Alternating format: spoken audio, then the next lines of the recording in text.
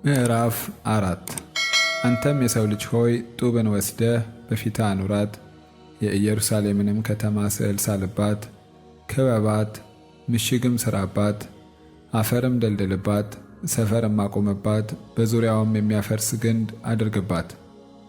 የብረት ምጣድም ወስደህ በአንተና በከተማይቱ መካከል ለብረት ቅጥር አድርገው፣ ፊትህንም ወደ እርሷ አቅና፣ የተከበበችም ትሆናለች። አንተም ትከባታለህ፣ ይህም ለእስራኤል ቤት ምልክት ይሆናል።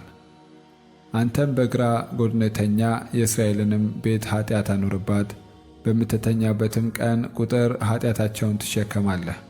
እኔም የኃጢአታቸውን ዓመታት ለአንተ የቀን ቁጥር እንዲሆንልህ 390 ቀን ሰጥቼሃለሁ። የእስራኤልን ቤት ኃጢአት ትሸከማለህ። እነዚህንም በፈጸምክ ጊዜ በቀኝ ጎድን ትተኛለህ፣ የይሁዳንም ቤት ኃጢአት ትሸከማለህ። አንድን ዓመት አንድ ቀን አድርጌ 40 ቀን ሰጥቼሃለሁ።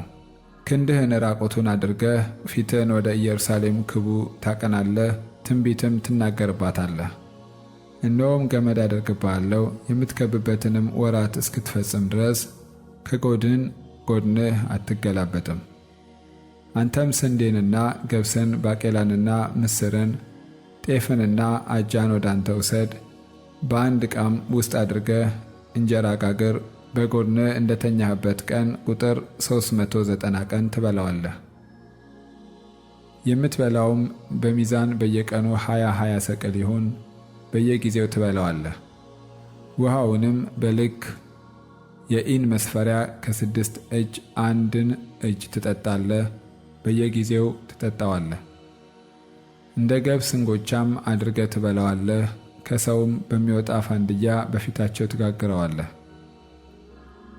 እግዚአብሔርም እንዲሁ የእስራኤል ልጆች እነርሱን በምበትንባቸው በአሕዛብ መካከል ርኩስ እንጀራቸውን ይበላሉ አለ። እኔም ጌታ እግዚአብሔር ሆይ ወዮ!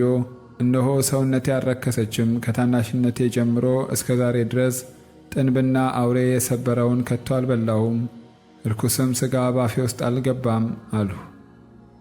እርሱም እነሆ በሰው ፋንድያ ፋንታ ኩበት ሰጥቼሃለሁ፣ በእርሱም እንጀራ ትጋግራለህ አለኝ።